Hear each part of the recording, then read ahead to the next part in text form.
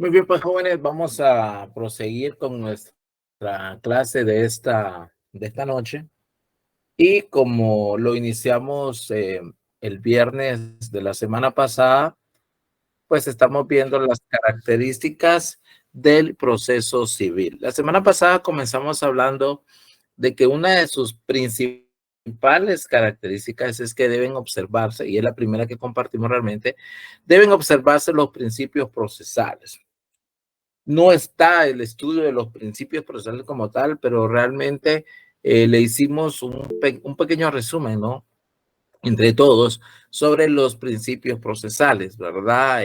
La inmediación, la concentración, el caso de la escritura, que dentro del proceso civil es uno de los más importantes, ¿verdad? Todo lo que al juez se le dirija debe ser de orden escrito, ¿verdad? No se aceptan peticiones verbales. Eh, es más, si usted llega a un juzgado civil y dice, mire, yo quiero hablar con el juez, muy difícilmente lo permitan. Esto derivado de una disposición a la ley de la carrera judicial que establece que es prohibido al juez reunirse con una de las partes en la presencia de la otra, en privado.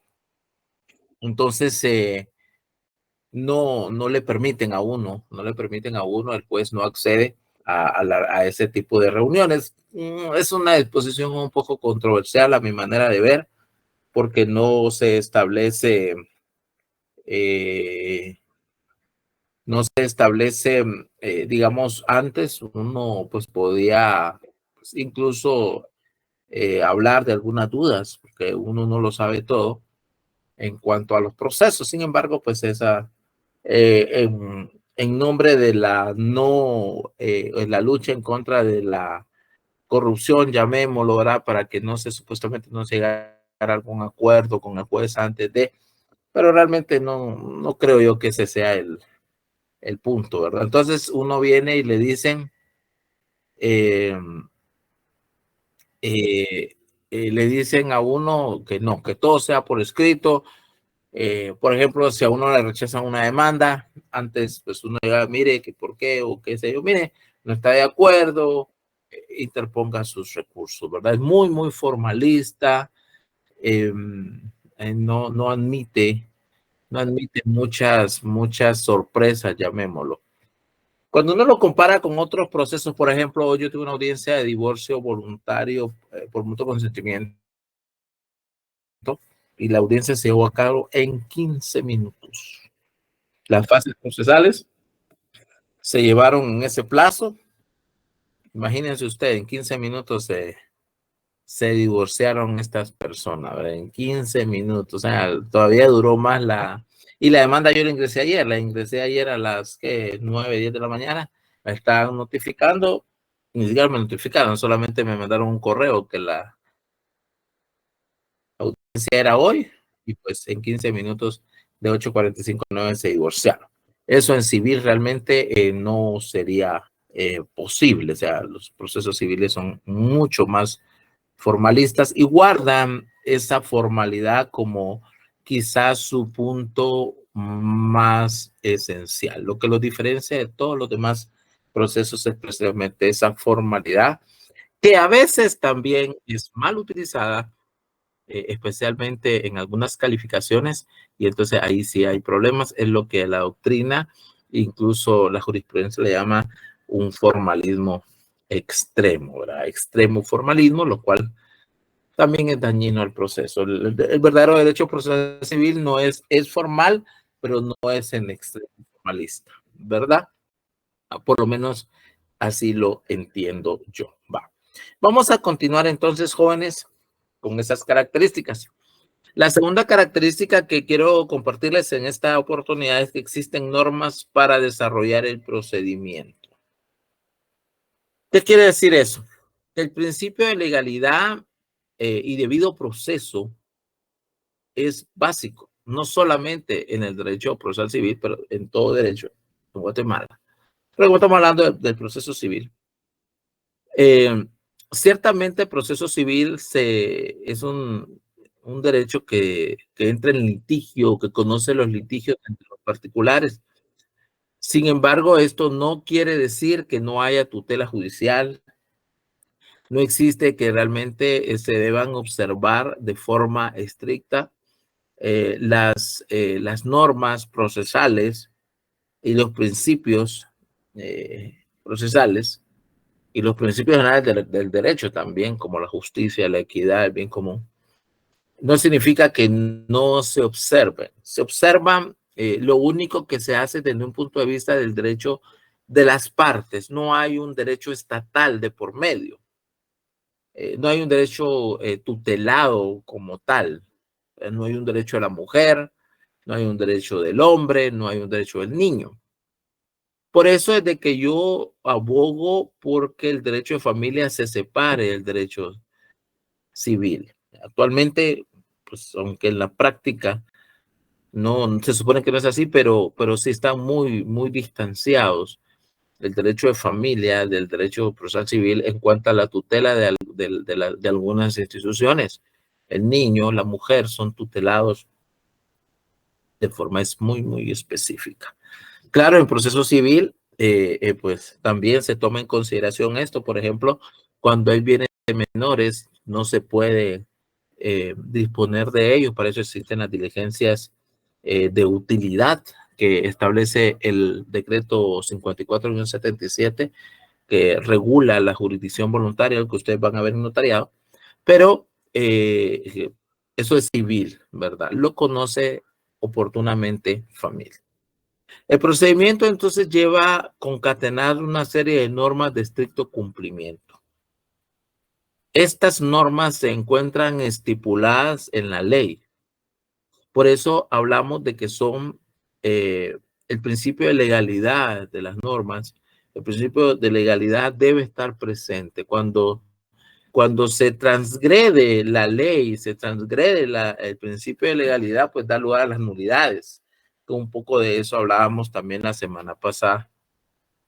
Debiéndose observar por el juez para que se cumpla con el debido proceso, el incumplimiento de las mismas hace nulo los actos y el juez de oficio, o a requerimiento de las partes, puede enmendar el procedimiento cuando le conste que se han violado las mismas. Ya, existen los remedios procesales y existen también los recursos procesales. Eso me imagino que ustedes ya lo vieron, ya ustedes lo estudiaron. Los remedios procesales son aquellos que están a disposición de las partes y del juez para poder corregir un procedimiento, para corregir alguna resolución que por alguna razón fue dictada sin apego a las normas, sin apego a la realidad del proceso, sin apego al debido proceso. Por eso existen dos tipos de nulidades: la nulidad por vicio de procedimiento y la nulidad por vicio o por infracción de la ley. ¿Sí? Entonces, esto es importante. Pero ahí menciona algo también que es interesante. ¿Qué pasa cuando un juez se percata de que se ha violentado un procedimiento, cuando se ha inobservado, se ha transgredido una norma y se vulnera el derecho de las partes? Que a eso se le llama enmienda del procedimiento, ¿verdad? La enmienda del procedimiento es un remedio procesal, pero que no está establecido en el Código Procesal Civil y Mercantil. ¿Alguien de los que está escuchando, algún alumno, ha escuchado o ha visto sobre alguna enmienda del procedimiento? Les pregunto a todos.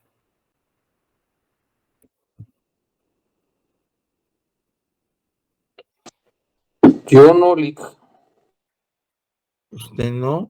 ¿Nadie? En mi parte tampoco, licenciado. Ay, yo no. Ninguno. Ok, va. Entonces, vamos a irnos al artículo 67 de la ley del organismo judicial.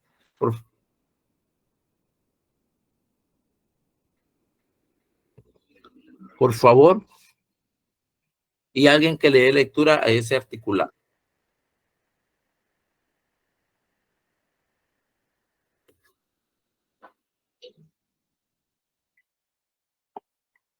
Los jueces tendrán facultad para enmendar el procedimiento en cualquier estado del proceso cuando se haya cometido error sustancial que vulnere los derechos de cualquiera de las partes. Para los efectos de esta ley, se entenderá que existe error sustancial cuando se violen garantías constitucionales, disposiciones legales o formalidades esenciales del proceso. La enmienda está sujeta a las siguientes limitaciones. A. El juez deberá precisar razonadamente el error. B. El auto deberá señalar en forma concreta las resoluciones y diligencias que sean afectadas por la enmienda y se pondrá razón al margen de las mismas para hacer constar que han quedado sin validez. C. No afectará las pruebas válidamente recibidas. D. No afectará las actuaciones independientes o que no tengan relación con el acto o resolución que motivó la enmienda. El auto que disponga la enmienda del procedimiento es apelable, excepto cuando haya sido dictado por un tribunal colegiado en toda clase de juicios, pero la apelación no tendrá efectos suspensivos y el auto continuará su trámite hasta que se encuentre en estado de resolver en definitiva, momento en que se esperará la resolución de la apelación. El tribunal que conozca el grado lo hará con base en copia de las actuaciones certificadas por la secretaría respectiva. El auto que disponga la enmienda del procedimiento es apelable en toda clase de juicios. Muy bien, gracias, compañero. A la orden. Entonces, comprendieron, ¿verdad, jóvenes? Cuando se cometen, pero hay requisitos para la enmienda. ¿Sí? Hay requisitos. Según la lectura del compañero, ¿cuáles son los requisitos que debe cumplirse para dictar una enmienda de procedimiento?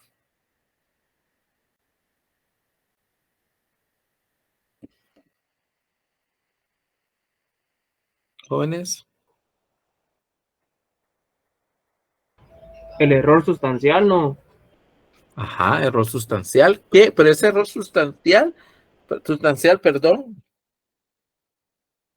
¿Qué dice la lectura? Que vulnere, ¿sí? Que vulnere a alguna de las partes. ¿Qué más? Que vulnere los derechos de las partes y también cuando se violen las garantías constitucionales. Muy bien, violación de garantías constitucionales. ¿Qué otra cosa dice el articulado?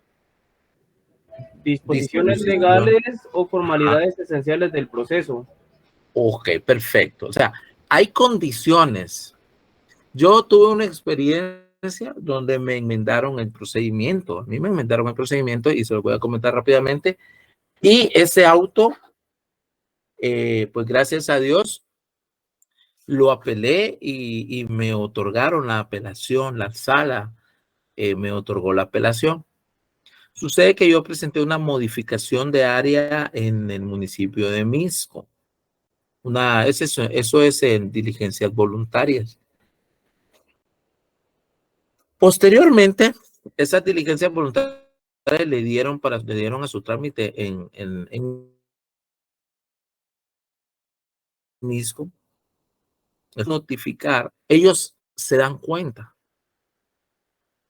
que el área no estaba en jurisdicción de Misco, sino en jurisdicción de Guatemala. Ahora bien, ¿por qué yo la interpuse en Misco? Porque el registro de la propiedad tenía esa finca inscrita en jurisdicción municipal de Misco. Entonces yo no podía irme a otro lado porque pues evidentemente ahí estaba. Bueno, entonces cuando ellos a mí me notifican, yo les solicito que se inhiban de seguir conociendo y que trasladen el expediente a Guatemala.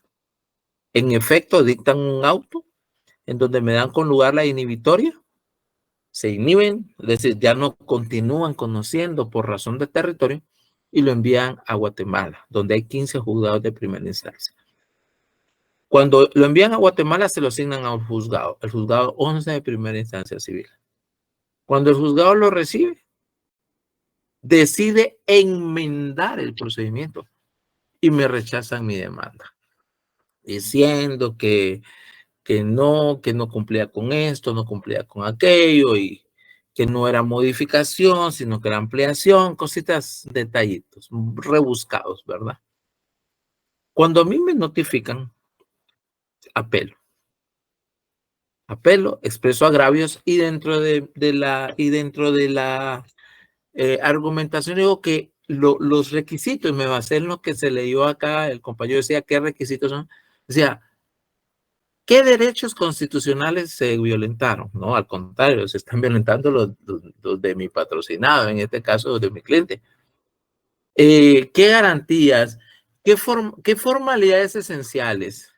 Si eso no le parece al juez, me puede decir, mire, por favor, amplíe su demanda o previo a darle trámite, pues por favor, en vez de pedirme una modificación, pídame una ampliación. Es cuestión de criterio.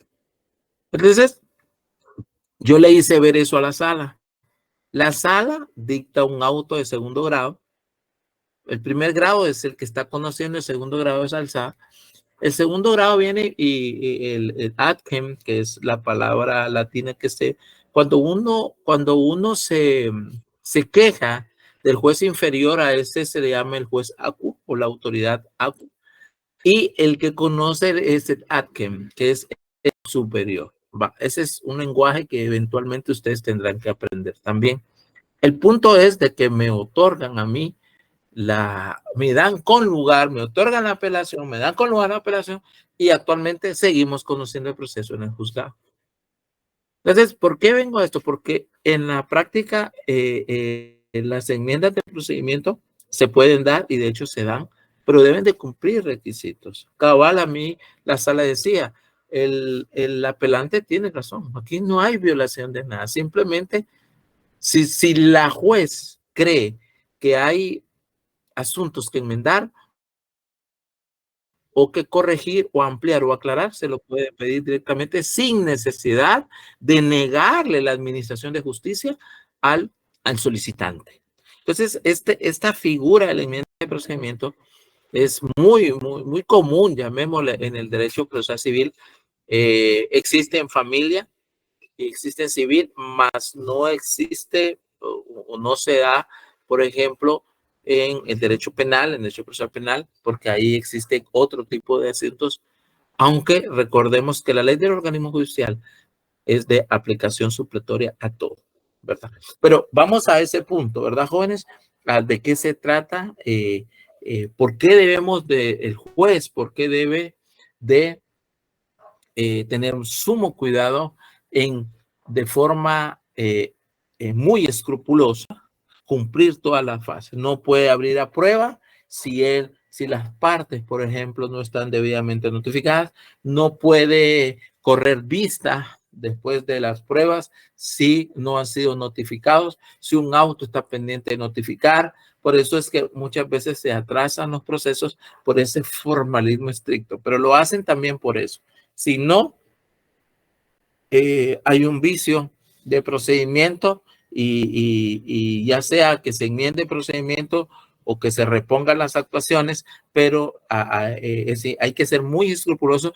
Y las partes, usted como abogado debe de estar al tanto del cumplimiento de esas fases. No debe permitir en ningún momento que haya un salto o que se transgredan las normas procesales, porque el afectado será usted, ¿verdad? Esto es bien importante y por eso debemos de conocer también nosotros como abogados, ustedes cuando ganen su privado, cuando hagan su tesis, ustedes, la gente los va a ver a ustedes como los expertos del derecho, ¿sí? Entonces, como expertos del derecho, y los jueces también se lo dicen a uno, el experto en derecho es usted, el experto en derecho soy yo, nosotros hablamos, nosotros decimos, porque conocemos la ley, hemos estudiado y debemos de hacer el debido cumplimiento de todas las fases. He tenido casos yo, por ejemplo, también, que se dictan resoluciones. Digo, mire, la resolución está mala, revóquela, vuélvala a dictar, incluso antes que lleve efecto. Yo estuve a mi cargo una cartera muy grande en un banco y pues obviamente todas las notificaciones pasaban por mis manos.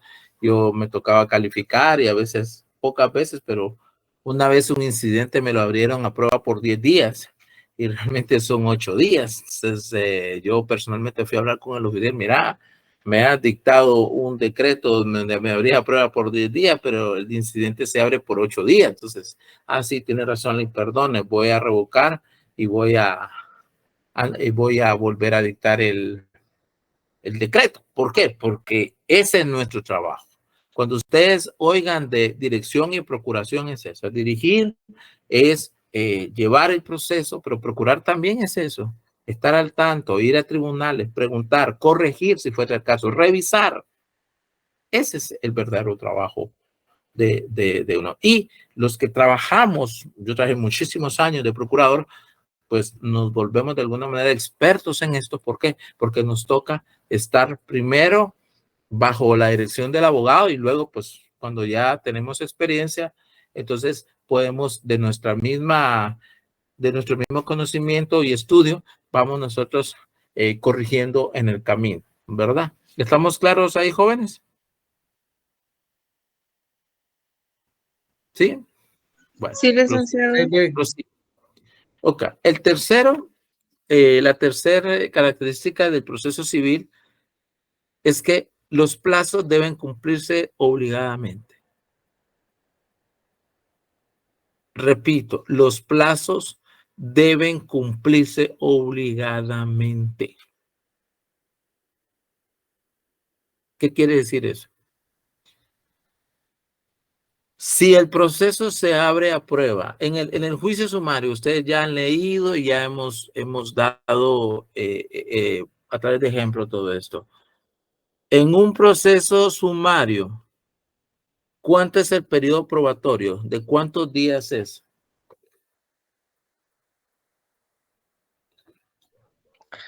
15 días, Lick. Muy bien. En un juicio ejecutivo, ¿el periodo probatorio de cuánto es?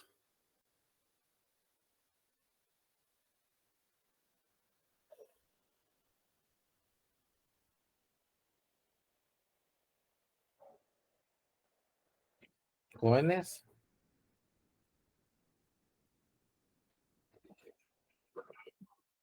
Jóvenes.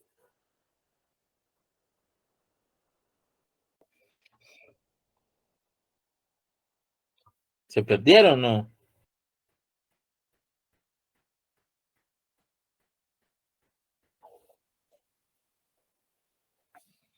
Jóvenes. Licenciado, buenas noches. Buenas noches. Aquí no hay periodo probatorio, licenciado. En el juicio ejecutivo. No, perdón, ese es en el de vida de apremio. Obvio, sí. En el día de premio no hay, pero en el juicio ejecutivo sí hay un periodo probatorio. ¿De cuántos días? Están en derecho procesal civil 1, jóvenes.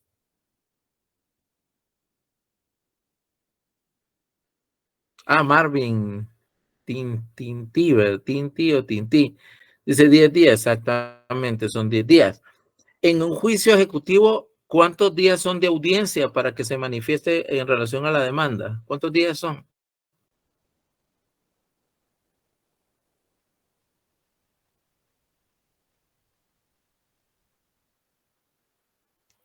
Fíjese que las preguntas sobre los plazos son muy comunes en los juicios, en los exámenes privados, jóvenes. El que maneja los plazos Serían 5 días, Lick, disculpe. son 5 días. ¿Y en el día de apremio? Ahorita se lo digo. Son 3. ¿Y en el juicio oral?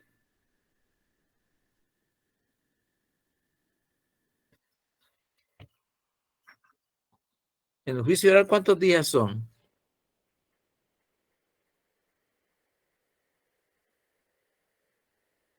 Sonia, ¿Tres días, Lick? en el juicio oral. Sí. Deme su base legal. Ahorita lo ve el artículo, Lick.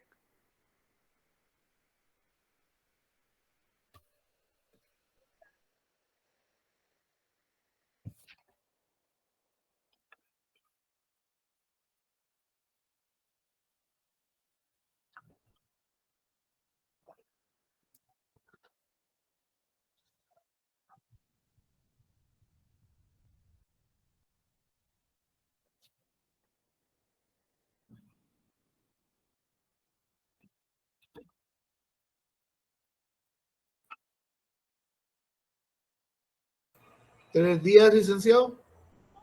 La base legal. Artículo 202. Ajá, 202. ¿Qué dice el artículo 202? Dice en el segundo párrafo, entre el emplazamiento del demandado y la audiencia, deben mediar por lo menos 3 días, término que será ampliado en razón de la instancia. Ok. Eso es para la audiencia. Término realmente no existe. Lo que la ley establece es que no pueden mediar menos de 3 días. Por ejemplo, hay procesos donde al demandado se le notifica 1 mes, 2 meses antes. Porque recuérdense que la oposición a la demanda se presenta en la audiencia. El juicio oral no tiene un plazo determinado, tiene un mínimo para la audiencia, pero no tiene un plazo determinado en cuanto a su oposición. Lo que pasa es que la ley establece 3 días para que por lo menos él pueda preparar su defensa. Porque recuérdense que la respuesta o la contestación a la demanda y la reconvención se pueden presentar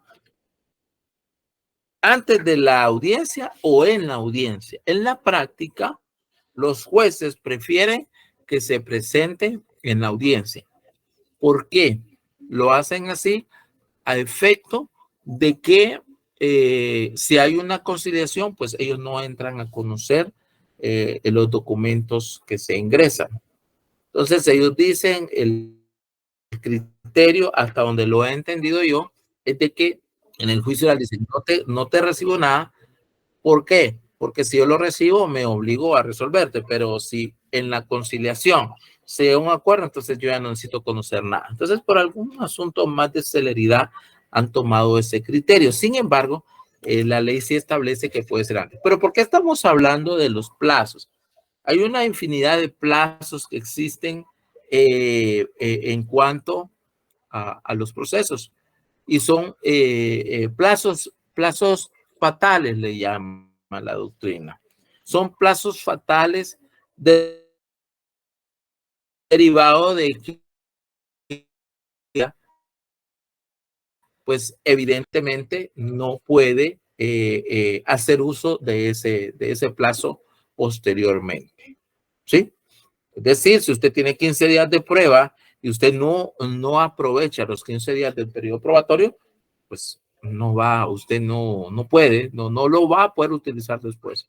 Si usted, ¿qué le digo yo? No utilizó los 9 días del juicio ordinario para oponerse a la demanda, usted no va a poder oponerse después. Sí puede participar, pero por ejemplo, usted no puede rendir prueba, no puede ofrecer prueba, pero sí puede participar de las diligencias probatorias y puede participar en la vista. Lo mismo en el juicio sumario.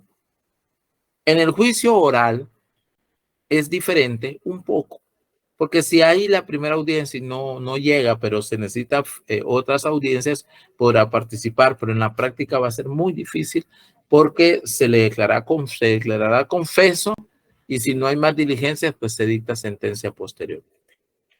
Entonces, los plazos conllevan la actividad procesal a producirse dentro de ese plazo. El plazo es una medida de tiempo mediante la cual las partes pueden manifestarse dentro del proceso.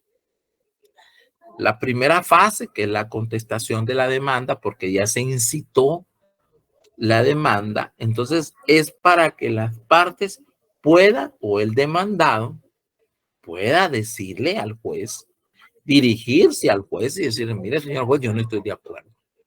Si yo lo quiero contrademandar o reconvenir, si yo quiero plantear excepciones, pues tengo mi oportunidad. A eso es lo que se le llama oportunidad procesal. Pero es dentro del plazo. ¿Qué pasa si yo tengo 15 días en un juicio sumario, tengo 10 días en un juicio ejecutivo para diligenciar la prueba que ofrecí y a mí se me pasa ese tiempo? ¿Qué pasa ahí? Si yo en el día 11 de los 10 que se me fijaron, pretendo producir mi prueba, pues simplemente me reciben mi escrito, me reciben, pero me van a decir en cuanto a los citados no lugar por ser extemporáneo. A veces uno tiene suerte, les comento. Hace 2 años, a mediados de julio, yo caí enfermo de COVID. Caí enfermo de COVID y me vi muy grave. Estuve en el intensivo en Villanueva. Pero mis procesos estaban ahí. Estuve 15 días, me recuerdo muy bien, del 15 hasta el 30, creo yo, de julio.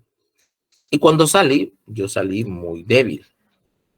El tema es que en los días que salí, a mí me corren a prueba un juicio ejecutivo. Yo llevaba la defensa del demandado. Y les digo la verdad, se me pasó. Como yo salí tan débil, no podía atender, la verdad, cosas del trabajo como comúnmente, ni mis clases atendía. De hecho, en esos días tenía un auxiliar y él junto con mi esposa, mi señora, pues atendieron los primeros días de ese semestre. Y el tema fue que a mí se me pasó el tiempo. Se me pasó, se lo digo así, porque yo mentalmente también no, por lo mismo de los daños que tenía, no salí bien. Y cuando yo me percaté, pues mis 10 días se habían ido. Pero tuve suerte, Dios estuvo conmigo, porque la otra parte tampoco diligenció prueba. Entonces, ¿qué pasó?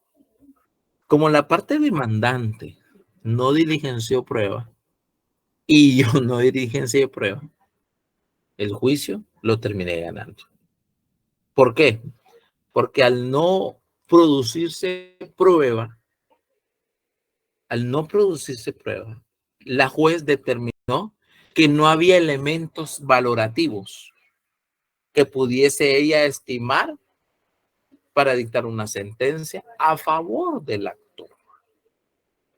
Y les digo yo que tuve pues suerte, gracias a Dios. ¿Por qué? Porque si yo hubiera evacuado pruebas, que eran el contrato y otras cosas, hubiera habido prueba que valorar.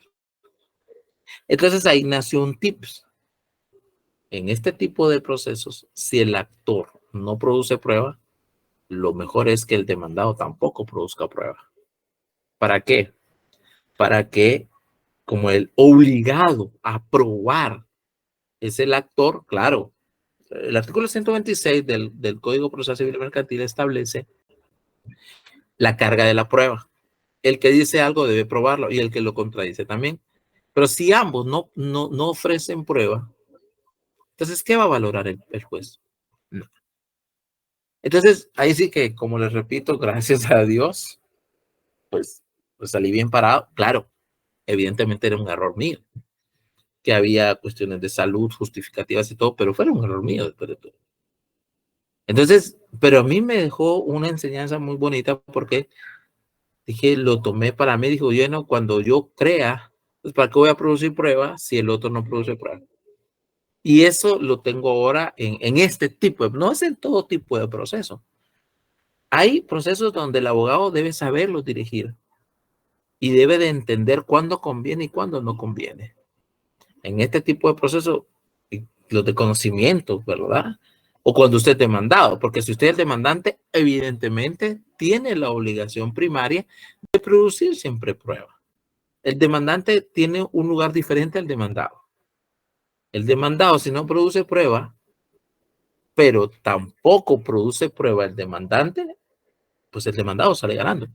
Pero si usted como demandante no produce prueba, entonces, y el otro sí produce, probablemente no sea la suficiente prueba para su causa. Entonces, eso es bien interesante, pero hablamos de los plazos. Son fatales. Son plazos que si usted no cumple, simplemente no tendrá otra oportunidad para presentarlo. Y eso es en todo. Si usted no se opuso, la vista es otra. Si usted no evacúa vista en su momento, hay vistas con día y hora, hay vistas que solamente tienen día.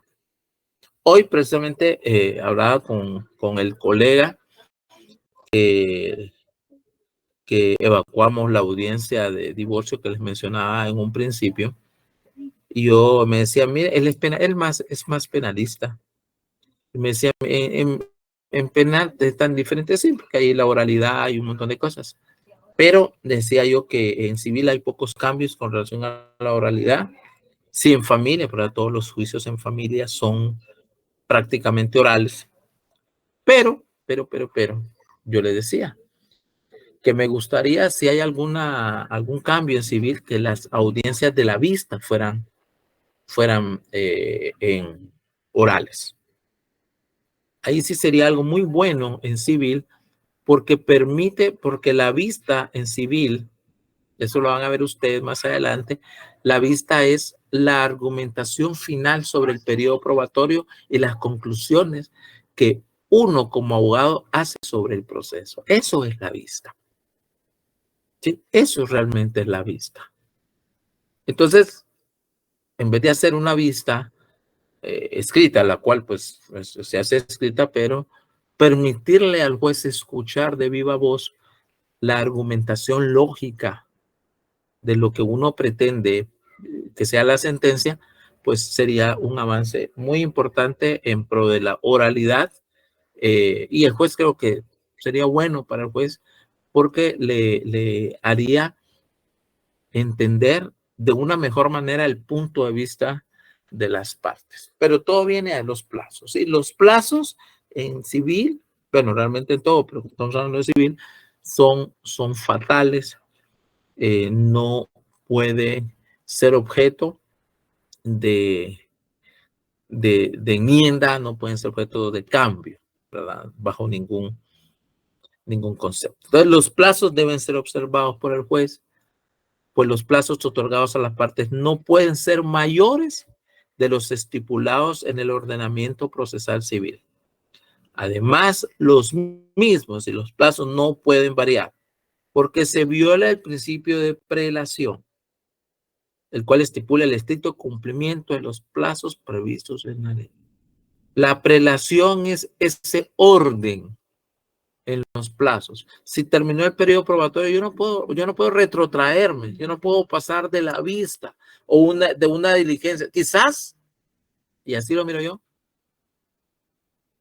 que esté en la ley es la diligencia para mejor proveer o las diligencias para mejor fallar, donde se produce una especie de prueba, pero esto no es de las partes. Esta es una atribución, así como las diligencias para mejor fallar, igual que la enmienda de procedimiento, son facultativas del juez o del órgano jurisdiccional. ¿Sí? Pero son extraordinarios. Ninguno de los dos es ordinario. O sea, no existe una fase procesal. Y eso, ojo, cuando ustedes estudien su privado, cuando estudien el proceso, la diligencia para mejor proveer o para mejor fallar no es parte integral del proceso, pero es una parte que se puede dar dentro del proceso. Igual que el desistimiento total, el desistimiento parcial, la caducidad de la instancia, la enmienda de procedimiento, la segunda instancia. Todas ellas son incidencias que se pueden dar, pero no son parte formal del proceso. Simplemente están estipuladas por si llegasen a acontecer. Y si una de ellas acontece, evidentemente también se circunscribe y se limita al plazo que se atañe a este. Por ejemplo, una diligencia para mejor proveer no puede dictarse dentro del periodo probatorio o antes de la vista. Tiene que ser posterior. Un desistimiento tiene que ser antes de sentencia, no puede ser después de sentencia. Usted no puede presentar el desistimiento 3, 4 días después de que se dictó sentencia, porque no tendrá valor. Se desestima esa acción. ¿Sí? ¿Por qué? Porque hay un tiempo para todo. Los plazos deben cumplirse obligada e inexorablemente. Es bien importante, máxima con nuestra cultura, ¿verdad? Una cultura un poco, pues, desordenada, en la cual, pues, siempre se dice que el chapín deja todo para último, ¿verdad? Y realmente nosotros como abogados no podemos y no debemos hacer esto en ningún momento. ¿Estamos claros hasta ahí, jóvenes? ¿Preguntas? ¿No hay Sí, preguntas? Ok, si no hay preguntas, después no quiero el lloro y el crujir de dientes. Bueno. La cuarta característica que comparto con ustedes y que es del proceso civil es que debe existir una parte actora para que se inicie el procedimiento. El tribunal no lo puede iniciar de oficio. Debe existir un impulso a petición de parte. Eso es lo que quiere decir ahí. Debe haber una parte actora para que inicie el procedimiento. No puede iniciarlo de oficio. Es claro que el proceso inicia con una demanda. También la ley establece que nadie puede ser obligado a demandar, exceptuando en los casos de jactancia. Hay una demanda de jactancia que obliga a la otra persona a demandar oportunamente. ¿Qué quiere decir eso? Y les pregunto a ustedes, ¿cómo se llama el principio que se ve, que se deja entrever en esta característica? Ese principio lo vimos el viernes pasado. ¿Cómo se llama ese principio?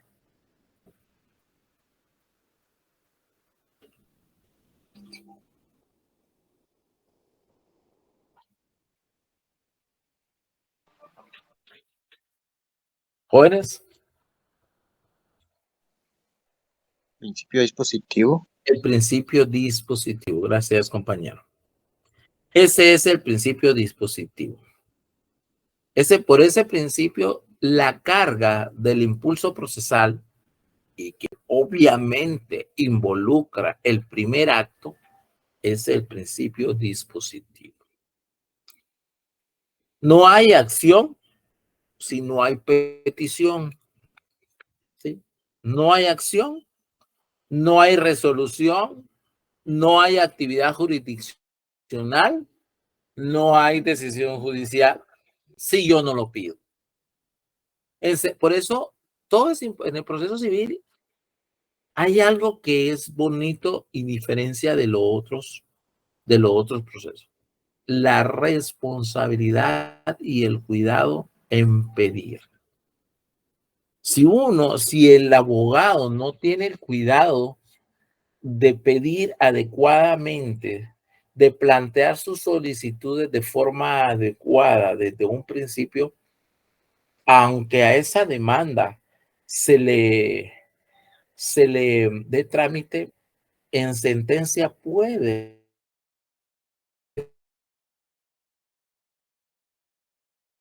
tener problemas. Por ejemplo, en una demanda de alimentos, que es familia, debe ser claro que yo le pido al juez que en sentencia se declare la obligación de prestar alimentos por una cantidad determinada. En un juicio sumario, yo debo de ser claro, si es, por ejemplo, un desahucio, de que yo le pido al juez de que de forma clara que yo lo que quiero es sacar a esas personas porque no me pagaron o porque ya se venció el contrato, porque hay una causal dentro del contrato que establece que ya deben de irse. Pero si yo no soy claro, fíjense que a veces hay demandas, y yo que platico a veces con jueces, ellos me lo dicen. Mirelik, me dijo una persona, con ocasión de un reconocimiento judicial, y me dijo, fíjese usted que una persona, una abogada, me dijo, pues yo respeto a los colegas, pero también es importante ilustrarnos no solo sobre los aciertos, sino también sobre los errores. Y me decía, fíjese que me planteó una demanda como la suya, me dijo. Pero ella me decía, mire la patoja, mejor recién graduada, pero así me dijo la juez. La patoja recién graduada, usted me dijo. ¿Sabe qué me pidió?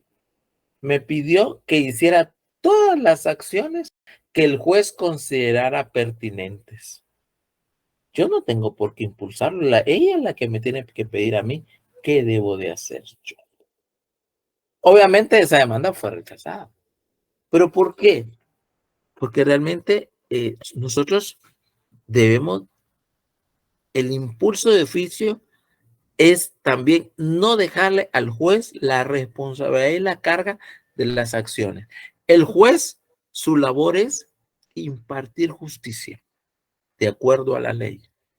Pero mi labor como abogado es defender los intereses y hacer las peticiones de acuerdo a la ley, de acuerdo al procedimiento ante la autoridad designada. Entonces, el impulso dispositivo, el impulso de parte, el principio dispositivo que rige, establece que soy yo el que le debe pedir, que establece que soy yo el que debe hacerle ver al juez hacia dónde va mi petición y cómo llegar a una sentencia favorable a mi decisión, a mi solicitud, perdón. Esa es mi labor y la labor de él es verificar de acuerdo a las pruebas rendidas, a los hechos narrados, si hay concatenación, si hay lógica, si se prueba. Al final, por eso, en los considerando la sentencia, dice, bueno, el actor logró probar con estas y estos medios de prueba esta situación que él me está pidiendo. Se corrió audiencia, la parte demandada compareció con el abogado tal, la parte demandante con el abogado tal, en el periodo probatorio se le dio prueba a esto, se le dio un reconocimiento judicial, un reconocimiento de documentos, o sea, una serie. ¿Y qué dice? Considerando que la ley establece que esta es la vía, considerando que los hechos probados, ahí está, los hechos probados. El juez no prueba, el juez va a analizar los medios probatorios, aquellos que fueron producidos, aquellos que fueron diligenciados, y verificará. ¿Sí? Por ejemplo, en un juicio de familia que sea un divorcio, se le pregunta a la señora, diga si es cierto que hay violencia entre ustedes, porque la causal es riñas continuas. Entonces ella dice, pues sí, es cierto que sí, es cierto que usted tiró objetos, es cierto que usted le tiró la ropa, es cierto. Sí, pero es que fíjese que estábamos peleando porque él andaba con otra mujer. El punto es que se está probando, aunque justifique, se está probando que hay riña. Entonces el actor en ese momento está probando que sí, que sí hay riñas, que hay continua divergencia en la pareja. Entonces, esa causal que él está diciendo se está probando. Pero ¿qué pasa si dice, mire, ya sí es cierto? No, fíjese que no, eso no es cierto. La verdad es de que él llega a la casa, si están separados, pero pues come, yo lo atiendo con respeto, ¿no? Entonces, pero él no presenta una prueba documental o una prueba testimonial. En el caso que les digo es un caso real, se presentaron estas fotos de agresiones y algunas denuncias en el Ministerio Público, es un caso real que les estoy hablando. Pero si no presenta eso, simplemente el juez dice, usted me tiene que probar la causal. Y si no hay, cuando él ve el informe de la prueba, que recuérdense que hablamos la semana pasada, él va a ver y va a decir acá, pues, ¿dónde está lo que él dice? ¿Dónde lo pruebo? ¿Dónde está? Él lo dice, pero ¿lo está probando? ¿Quién produce eso? No es el juez. El juez no va a decir, no va a mandar un informe o un oficio al MP diciéndole, miren, MP, dígame si hay denuncias. No, él no lo va a hacer. Él no lo va a hacer. Lo va a hacer el intelectual. ¿Sí? Él no va a hacer cosas que son de la parte. Aunque esta parte, estamos hablando para iniciar el procedimiento, pero yo lo estoy utilizando para que comprendamos que es todo el proceso. ¿Sí? Es todo el proceso. Él lo va a impulsar, él va a probar. ¿Y por qué me gusta esta parte del proceso civil? Porque contrario a otros, por ejemplo, donde hay tutelaridad del derecho, por ejemplo, si estamos en un juicio de niñez, pues le cae a la PGN, es la que comúnmente va produciendo pruebas, entrevistas, hace reconocimientos, hace informes, dice, señor juez, mire esto, porque es parte de, en un juicio, por ejemplo, un juicio de protección de menores, que también he participado en estos. Él dice, bueno, sí, hacen una entrevista a la mamá, entrevista al papá, hice la visita, yo vi esto, el niño presenta este cuadro, la mujer presenta este cuadro, el hombre presenta este cuadro, él es viable, ella no es viable, o lo contrario, o la abuelita, el tío, o la mamá, o la persona que lo cuida. O sea, ahí no es el abogado, es la PGN. Y pasa en penal, ahí en penal viene usted y el MP es el que tiene el ente investigador, el ente fiscal tiene el monopolio de la investigación. Uno solo le puede aportar y si él lo quiere recibir, pero realmente no hay una igualdad ahí. Entonces, es él, ¿no? Que yo acá, que presenta él manda a hacer un informe al INASIF y hace un montón de cosas. Nosotros abogados controlamos, nos volvemos contralores ahí. En el proceso civil, no. Aquí somos nosotros los que producimos la prueba. Vamos a buscar quién nos va a hacer el reconocimiento judicial, quién nos va a hacer el dictamen, quién va a hacer esto y quién va a hacer aquello. O sea, somos nosotros. Y eso nos vuelve expertos.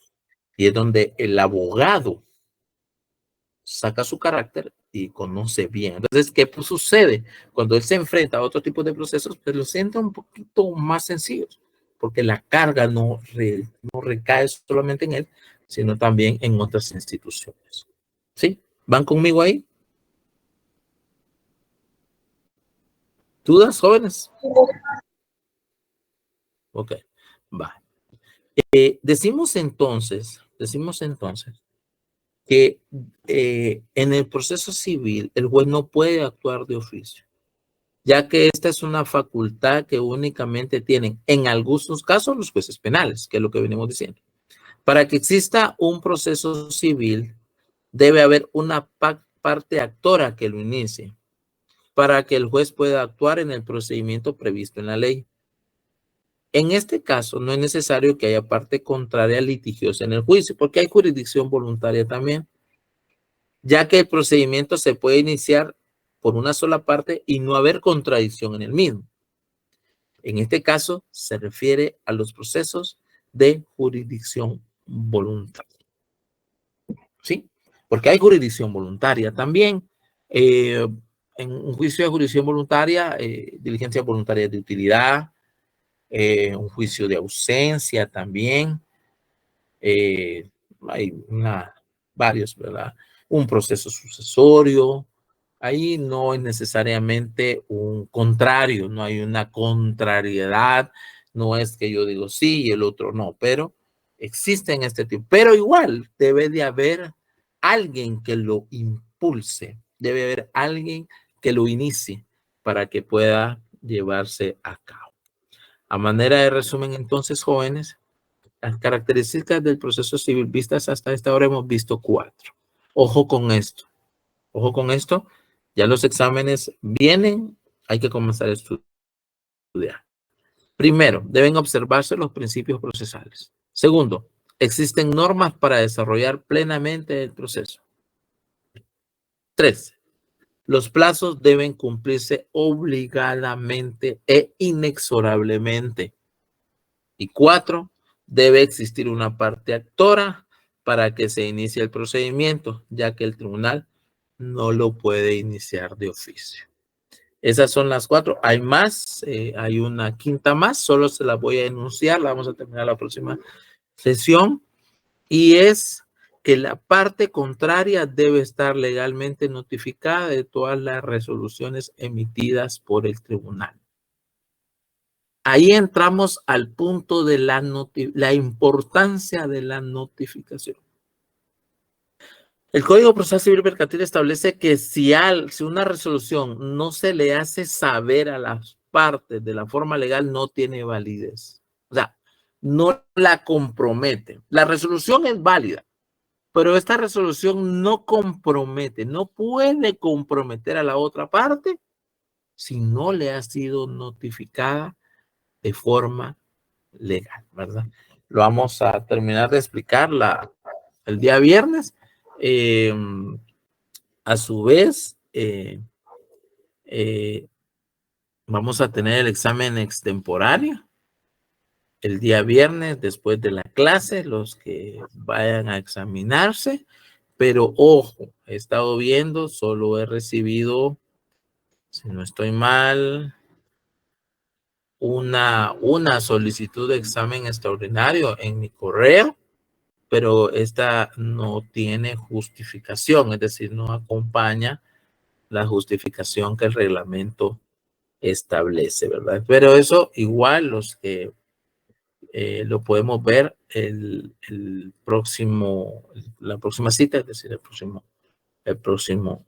viernes, ¿verdad? No sé si hay alguna pregunta para finalizar, jóvenes. Licenciado, buenas noches. Sí. Disculpe, licenciado, en algún momento usted lo dijo, pero fíjese que le soy sincero, tal vez yo comprendo un poquito con el ejemplo. En el juicio oral, por ejemplo, cuando habla de la declaratoria de jactancia en el numeral 6, un ejemplo, ¿cómo sería, Lick? Fíjese que no entiendo. Va, no hay pena, no hay pena. Disculpe.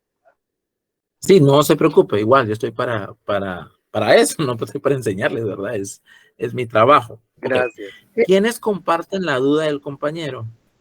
Levanten la mano.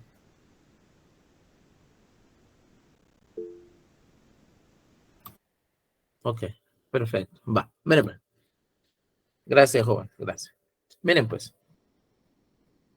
La ley establece que nadie está obligado a demandar, salvo en casos de jactancia. Eso lo establece el artículo 52 del Código Procesal Civil y Mercantil. Por favor, compañero, que hizo la pregunta, léanos el artículo 52.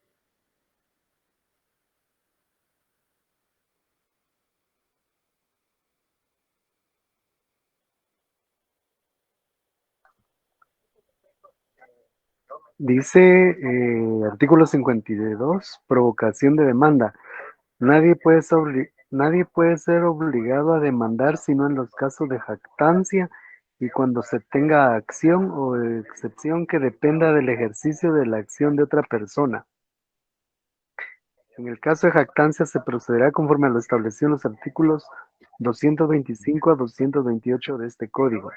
Hasta ahí, compañero, hasta ahí. Ahí quédese, no tenga pena. Va. La jactancia, les voy a presentar ahorita un ejemplo. Va.